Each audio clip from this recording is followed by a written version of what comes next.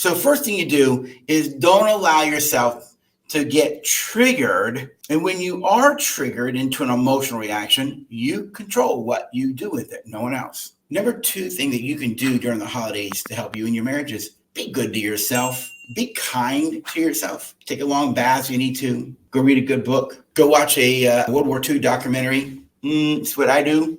Be good to yourself.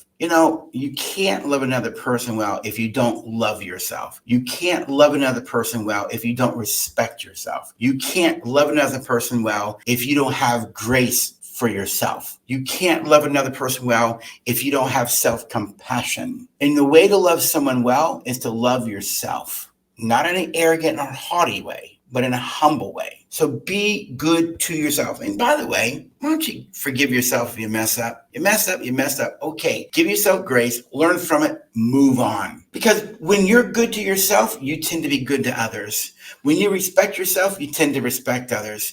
When you offer yourself compassion, you tend to give other people compassion. Be good to yourself. Number 3, and this is really important if your marriage is really struggling. So listen in, all right? Kind of lean into this one. If your marriage is really struggling through the holidays, what about giving yourself permission? Listen to how I'm saying this. What about giving yourself permission to think objectively about your marriage? In other words, when we're in anger and hurt and pain, we tend to see it subjectively. I always like to say it this way in my work. We tend to look at the world through the prism of our pain.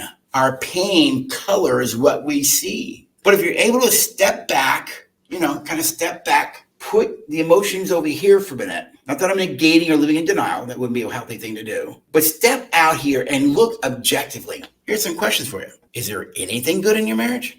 I mean, anything? Think about it. Do you still love this person on any level to any degree? Do you believe they love you on any level to any degree? Is it that maybe you're going through a time and a part of your journey, but it's possible that when you get through this journey, the marriage will be deeper and stronger, and the friendship is stronger, more intimate when you get through it? That's what I found. But you've got to stay objective. You've got to be willing to look at it objectively, not just through the prism of your pain. That doesn't mean I deny my pain, deny my hurt, deny my thoughts or my feelings. What it does mean, though, that I move to maturity and assess the relationship from back here. And I ask myself, is it really this bad? Is it really this destructive? Is it a possibility that we could both change and maybe on some level are both changing? Just maybe not the speed that I would like you to change, but are you changing at all? Is he or she changing at all? Do you see them making any strides? Is it better than it was 5 years ago than it was 1 year ago? And if you can answer yes to those things, then you ask yourself, well, then if there's a positives in there, because when you think objectively, you'll find the positives. Are those positive things worth fighting for? And here's another one. This is an important one for this point on think objectively about your marriage. Think objectively about yourself. Ask yourself this question. Do you, on any level, to any degree, still love your spouse? Did you get that question? Do you, on any level, to any degree, do you still love your spouse? Because if you can say yes, then you can ask yourself this question. Is the love that I have still in me worth fighting for? If you don't know what to do, well, give us a call. We'll show you through the Relatable process or one of our marriage intensives that we do. We do a lot of intensive getting people unstuck and moving forward. We teach them what to do different so they can create a difference. Now, once you learn what to do different, it is your responsibility to use the things you learn. No one can make you do that. I can show you how to fish, but in the end, you got to get out there and fish, right? It's like my mentors taught me. You know what to do. Either you do it or you don't. No complaints. Rubber meet the road kind of thinking, but it was true. And I valued my transformation so much, I used the things I was taught regularly to where they became a habit, a way of being. Think objectively about your marriage. And remember, that doesn't mean we're living in denial, that we're living in such a way that we're not going to deal with problems. Of course you deal with problems, but you deal with problems from an objective worldview rather than through the prism of your pain and anger and hurt and fear.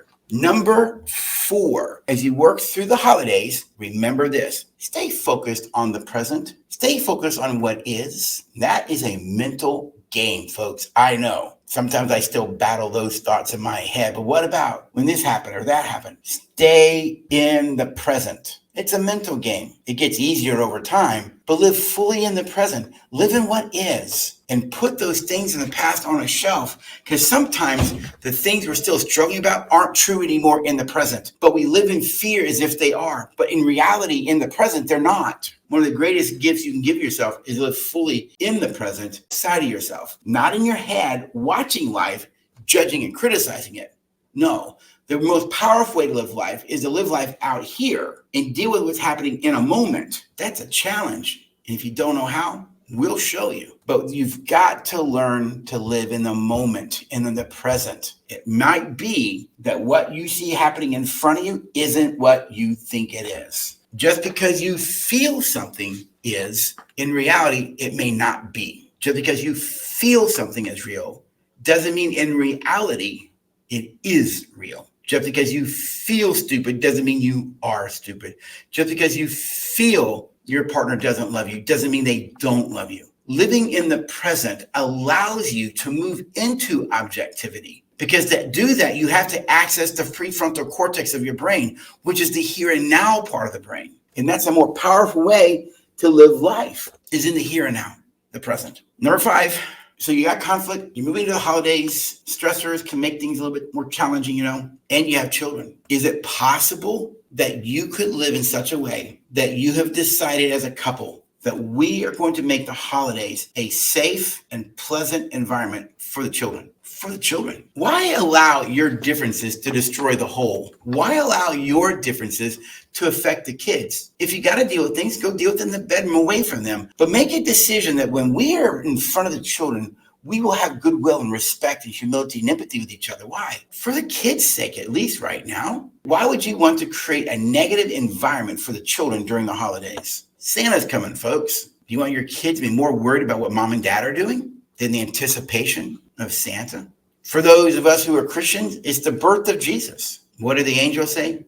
Goodwill, and peace to all men. Goodwill and peace. Could it be that we could live with goodwill and peace with each other for the sake of our kids? It's not to live in denial, but it is to say, you know what? We value our children enough. We value the family enough to live differently, particularly during this time. You think about it, this period of time in society, there's always an element of, joy and culture. You go to stores, you hear Christmas music, you see lights, you see trees, you see the pictures of baby Jesus. Culture, this time of holiday, there's like a feeling of joy and anticipation in the air. What if we made a decision to keep that at home as well? So my 5th point is make your home safe and pleasant for your kids. And by the way, do you understand, if you guys decide to live in such a way to make it a safe place for your children, do you also understand, in so doing, you're making it a safe place for both of you?